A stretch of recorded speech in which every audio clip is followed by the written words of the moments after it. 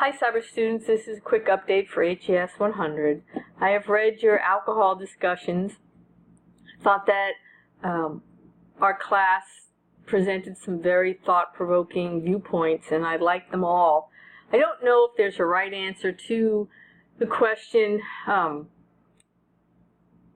like to look at alcohol from a health-related point of view, and I know that there's pretty strong evidence about the effects of alcohol on brain development.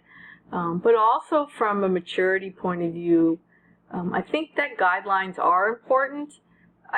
I kind of think about alcohol and the speed limits as being similar. A new driver going out on the road needs to have some guidelines on what's a safe speed to follow on roads or highways. And I think the same thing occurs with alcohol. We have to have some guidelines.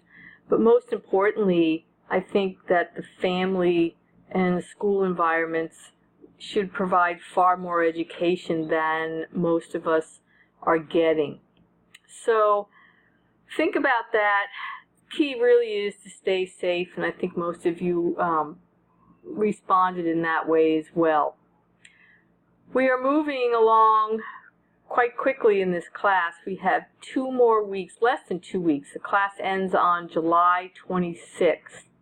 And I'd just like to point out that you do not have the last weekend of that week to catch up for this course. So just be aware that this will end on a Thursday and not on a Sunday per se.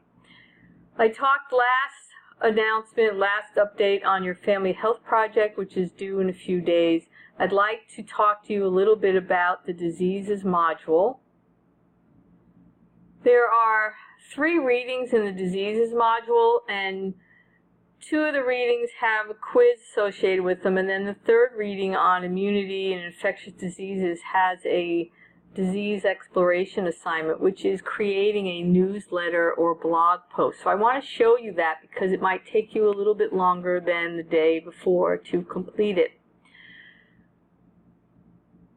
You want to pick a disease or a topic listed in the readings, and the readings will have information about TB, pneumonia, the flu, a common cold, any of those things, malaria, any of those things would be a topic that you could pick. Mono, athlete's foot, yeast infections.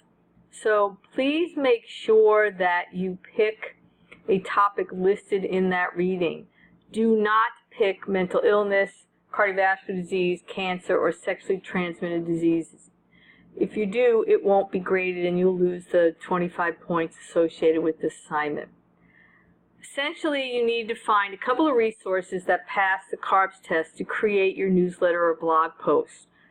Read, summarize in your own words, and in a 1 or 2 page newsletter or blog post, tell us about the disease, what it is, how it happens, who's at risk, signs and symptoms, a statistic, new treatment, current treatment, and most importantly, prevention. Include a couple of images to support your content. Make sure that you include a for more information section in your newsletter or blog post, and include 2 resources or references so that if your classmates want to go back, they can take a look. Okay, so that is due on the 20th. And then we have 1 more module after that, would be the last week of this course, and I will go over that next week. If you have some questions, I'll be available in virtual office hours on Sunday and again on Monday. See you in cyberspace.